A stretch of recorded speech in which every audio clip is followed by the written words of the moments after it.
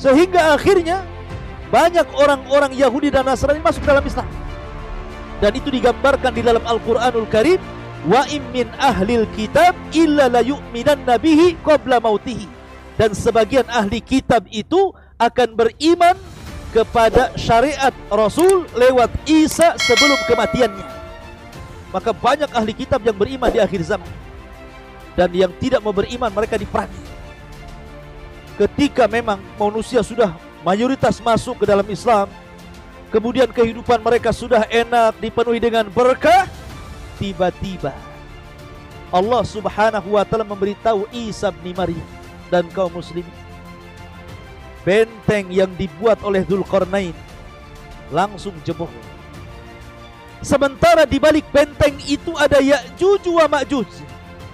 Ada dua kabilah yang sangat banyak jumlahnya. Min kulli hadabin yansilun. Sampai Allah gambarkan banyaknya Ya'juj dan Ma'juj itu seperti air bah yang turun dari ketinggian, saking banyaknya gitu loh. Bukan banyak lagi, banyak gitu, saking banyaknya. Turun dari bukit. Dan Ya'juj wa Ma'juj itu makhluk yang Allah Subhanahu wa ta'ala takdirkan diberikan usia panjang. Mereka sudah hidup dari zaman siapa? Dari zaman Nabi Allah Ibrahim. Karena menurut saya Ibnu Utsaimin rahimahullahu ta'ala, Al-Imam Utsaimin mengatakan, Ibnu Utsaimin, bahwa Dzulqarnain itu masuk Islam di tangan Nabi Ibrahim dan pernah tawaf bersama Ismail dan juga Ibrahim di Ka'bah. Dan dia satu di antara raja yang pernah menguasai dunia. Dan dia seorang muslim. Makanya sering saya katakan ada 4 raja yang pernah menguasai dunia, 2 mukmin, 2 kafir. Yang mukmin Dzulqarnain dan juga Sulaiman, dan yang kafir Namrud dan Bukhtun Nasr. Lah Dzulqarnain ini sejak zaman Dzulqarnain, suatu ketika Dzulqarnain itu menurut Abdullah bin Abbas radhiyallahu anhuma, karena orang dulu kan panjang-panjang usianya, dia keliling dunia selama 500 tahun. Dari ujung selatan ke ujung utara, dari ujung barat sampai ke timur. Untuk berdakwah saja. Memperbaiki manusia. Sampai akhirnya Dzulqarnain sampai di sebuah tempat yang bahasanya nggak bisa dipahami. Sehingga Dzulqarnain itu harus berkomunikasi mereka dengan 10 penerjemah. Baru paham maunya gitu. Ya, jadi maksudnya 10 penerjemah begini. Dari bahasa Jawa diterjemahkan ke bahasa Sunda. Dari bahasa Sunda diterjemahkan ke bahasa Batak. Bahasa Batak diterjemahkan ke bahasa Madura. Diterjemahkan ke bahasa Padang. Diterjemahkan ke bahasa Alor gitu ya, orang Flores. Terjemahkan sampai ke 10 bahasa, baru paham Dzulqarnain. Oh iya gitu.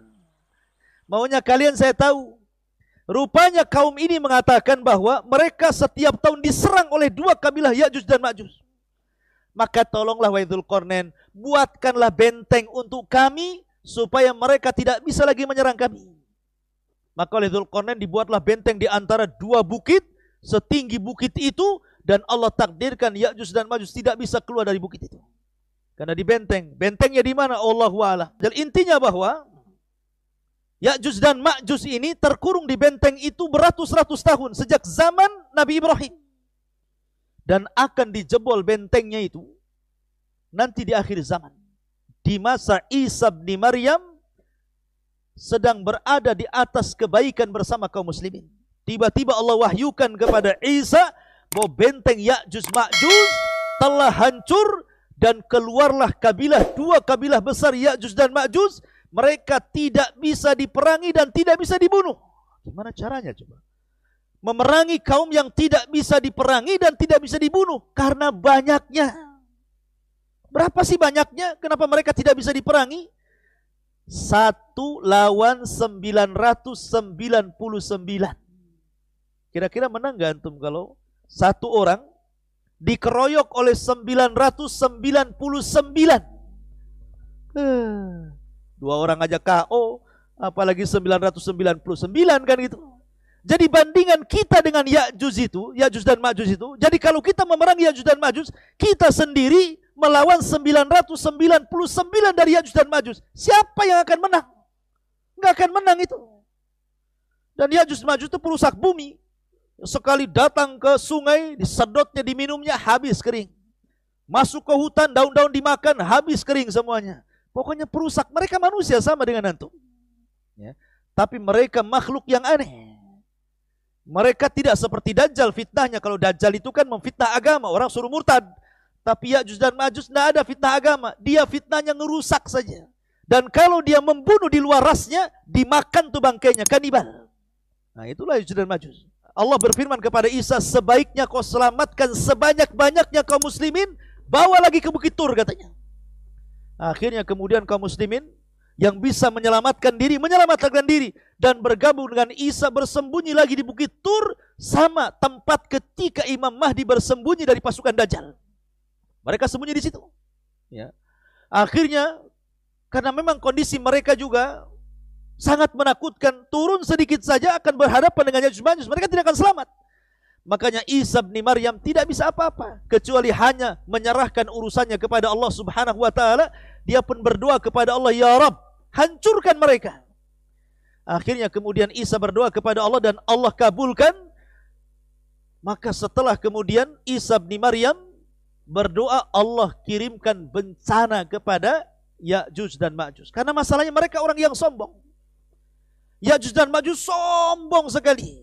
Bayangkan dia mengatakan kepada pasukannya, qatalna man fil ardi sanaqtuluhu man fis sama, katanya. Kami sudah membunuh orang-orang yang di bumi, giliran yang di langit ku bantai juga, katanya. Bayangkan. Akhirnya mereka mengarahkan panah tombak mereka, diarahkan ke langit, dilesatkan ke langit. Seberapalah jauhnya orang manah ke langit? Mesti balik lagi gitu kan. Tetapi Allah takdirkan istidraj. Panah itu melesat, tidak turun-turun. Sampai menembus awan. Tombaknya sampai menembus, sampai nggak kelihatan. Padahal Allah hendak memberikan ujian kepada Ya'juj. Allah sedot panah-panahnya sampai ke langit. Kemudian Allah buat ada lumuran darah di ujung-ujungnya. Kemudian dibalikkan ke bumi. Dikiranya darah-darahnya orang-orang yang ada atau malaikat-malaikat yang ada di langit. Padahal itu istidraj. Dibalikkan tuh panah tombaknya. Langsung mereka makin sombong. Sekarang sudah nggak ada lagi musuh kami. Yang di bumi sudah habis, yang di langit sudah habis. Mana lagi katanya kan? Karena kesombongan itulah ketika mereka sedang nyenyak tidur, Allah kirimkan nagaf. Dalam riwayat Bukhari Allah kirimkan nagaf. Nagaf itu ulat. Ulat di mana-mana. Ulat bulu. Bukan ulatnya. Ulat di mana-mana dan ulat itu kemudian menggigit tengkuknya. Tengkuk sebelah sini digigitnya dan dia bisa masuk ke dalam kepalanya. Ketika satu Ya'juj wa Ma'juj pemimpinnya mati, maka sama dengan orang yang mematikan gardu listrik. Sekali mati, mati semua. Nah, kayak tadi mati kan? Mati semua. Satu mati, mati semua. Subhanallah. Bukan ini dulu mati, besoknya ini, lusanya ini, minggu depan ini. Enggak. Ya.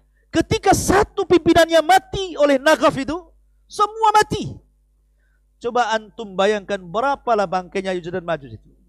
Setiap satu jengkal di bumi ada bangkainya. Yang untung siapa? Yang untung binatang pemakan bangkai. Gemuk-gemuklah dia. Dimakan sama binatang itu. Ya. Dari situ Isa bin Maryam kewalahan. Ini bisa meracuni, membawa wabah. Kalau bangkai tidak dikuburkan, bisa bawa penyakit, wabah. Makanya Isa bin Maryam berdoa lagi, ya Allah bersihkan bumi dari jasad mereka. Akhirnya Allah kirimkan burung sebesar unta. Bukan burung unta. Burung sebesar unta. Kemudian mengambil jasad itu dilempar entah berantah kemana, yang mengatakan ke lautan. Akhirnya bumi pun bersih. Setelah bersih tentu masih ada sisa-sisa kan. Namanya bangkai gitu. Masih ada sisa-sisa. Maka Isa berdoa lagi. Akhirnya Allah turunkan hujan deras-derasnya. Satu bumi Allah turunkan hujan. Akhirnya hujan itu membawa sisa-sisa bangkai ke lautan. Kemudian bumi pun kembali subur. Kemudian ternak-ternak kembali gemuk. Kaum muslimin turun dari bukit. Dan mereka pun kembali hidup normal. Dan hidup di atas kebahagiaan. Maka di sini menunjukkan bahwa Isa hidup di tanda dua kiamat besar. Pertama Dajjal. Yang kedua Ya'juj wa Ma'juj. Maka selepas kejadian ini Isa hidup bersama kaum muslimin. Akhirnya Isa pun wafat. Mulailah kaum muslimin karena Isa wafat, mulai mereka jadi jahat lagi. Yang tetap beriman, yang jahat jadi jahat lagi, yang kufur jadi kufur lagi. Ini ujian. Ya. Maka selepas itu karena sudah tidak ada lagi yang membimbing mereka. Imam Mahdi sudah meninggal, Isa sudah meninggal. Maka kaum muslimin terbagi belah menjadi dua, ada yang tetap mukmin, ada yang kemudian jadi kafir lagi, yang jahat jadi jahat.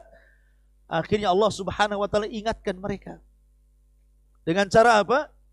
Dikirimnya dukhan.